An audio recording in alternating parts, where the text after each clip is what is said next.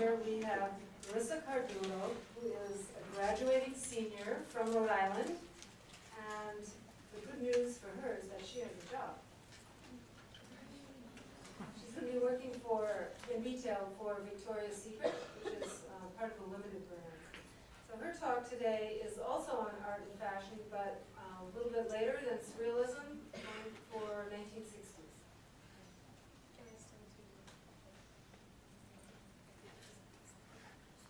Okay, so I chose to talk about 60s art and its influence in fashion. Long time ago, I went to a shop in Italy with my friend Erin, and there was all different pieces of art, furniture, everywhere. It was all inspired by the 60s. So looking back on it, I think it's interesting how that also coordinated right from art directly into textiles.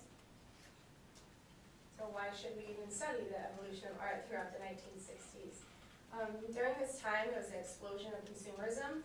Artists were intersecting a lot of their art, music, films, graphic, and performance during this time. There were a lot of different types of art, but I wanted to just focus on two of them for the sake of time.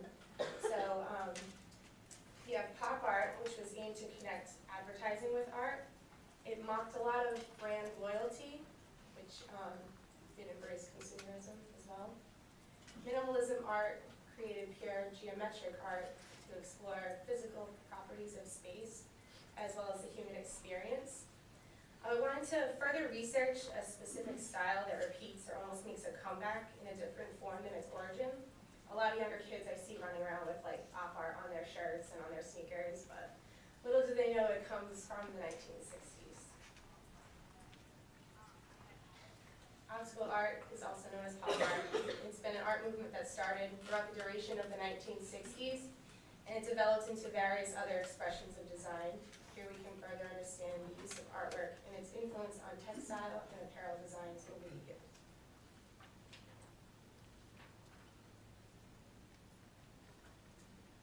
It's known as op art or pop art, and the movement began in the 1950s in Britain and then didn't spread into the United States until about 10 years later. Again, convergence of music, film, fashion, and social change, and that's where the mod look came out of London. The look is very futuristic, sharp, bold, modernist, and geometric.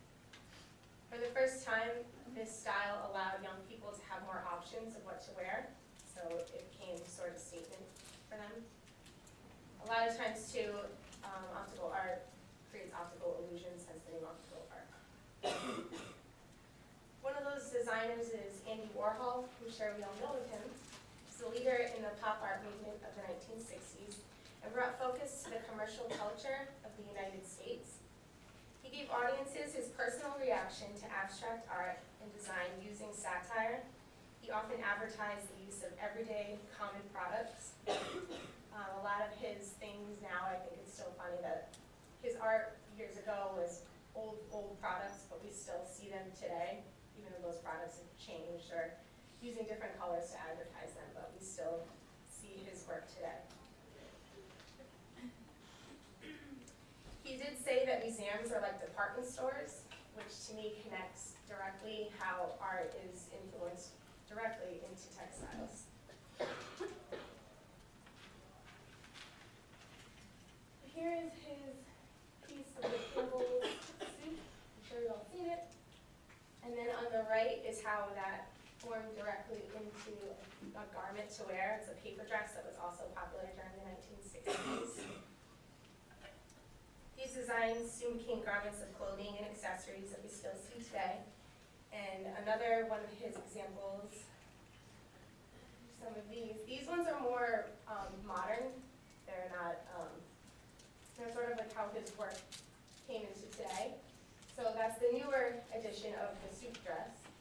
And then we have the pop art picture of Marilyn Monroe. I'm sure you've all seen before as well. I think I had it on a poster freshman year. And then on the bottom right is his infamous banana.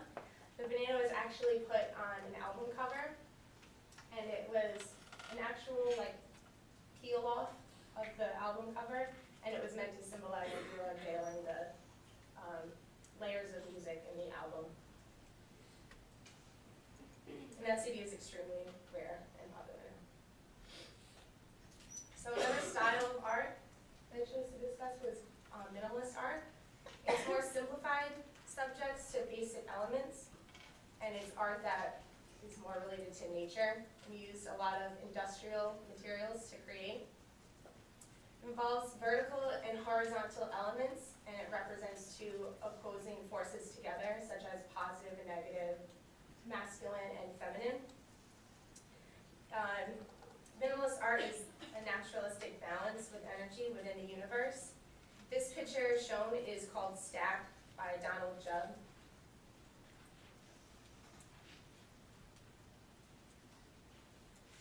So I'm going to talk about Piet Mondrian as well. And he said that he believes that modern art should be a common language based in primary colors. And he also said that I wish to approach truth as closely as is possible, and therefore I abstract everything until I arrive at the fundamental quality of objects. A lot of his work is almost, looks like digitalized, I guess you would say, very geometric. He was the creator of neoplasticism, which incorporated the use of dark gray lines and blocking with primary colors against a black and white background. Although there are many talented and famous artists around the world, this artist needs statement pieces of work that later became statement pieces in fashion. During the beginning of the 1920s, he became interested in non-representational work, which he later coined as the term neoplasticism. We've all seen the infamous YSL dress before in our classes years ago, and it uses geometric concept of block sheets and repeats. It's a woolen jersey set in color blocks of white, red, blue, black, and yellow. And the Mondrian Day dress premiered in the autumn collection of 1965. This dress was ultimately inspired from the designs of Piet Mondrian. While sack dresses were emerging from the basic shift dress, the simplicity of that garment called for the simplicity of color blocks.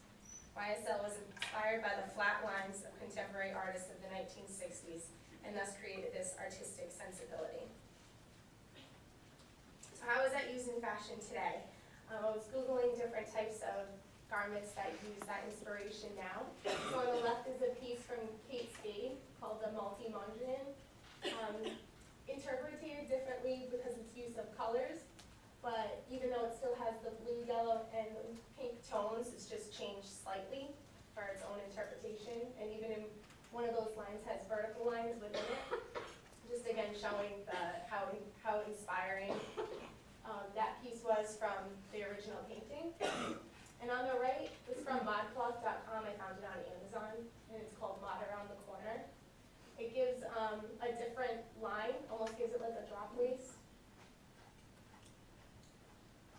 Harper's Bazaar referred to it as the dress of tomorrow and soon found its way into the mass market.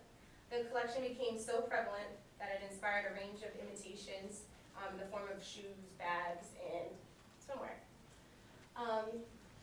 The piece on the picture I have on the left is like a how-to I found of how to create Mondrian prints on your nails, which I don't think anyone has time for, but it's so cool.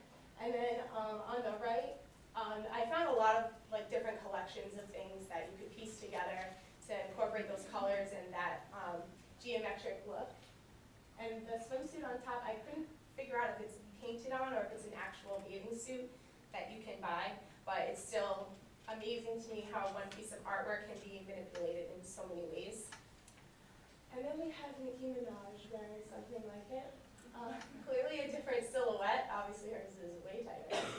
But I wonder if she knows where it even came from or its history behind it.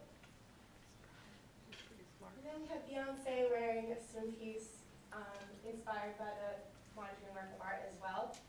This swimwear is from Water Everywhere, and I think it's like a couple $100. But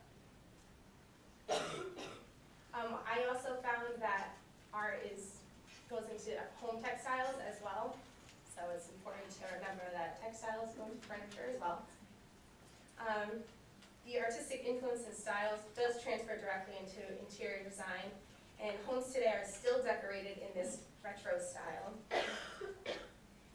It is a response from the abstract movements from the 1960s, but it's usually very bold and aggressive and bright to the eye.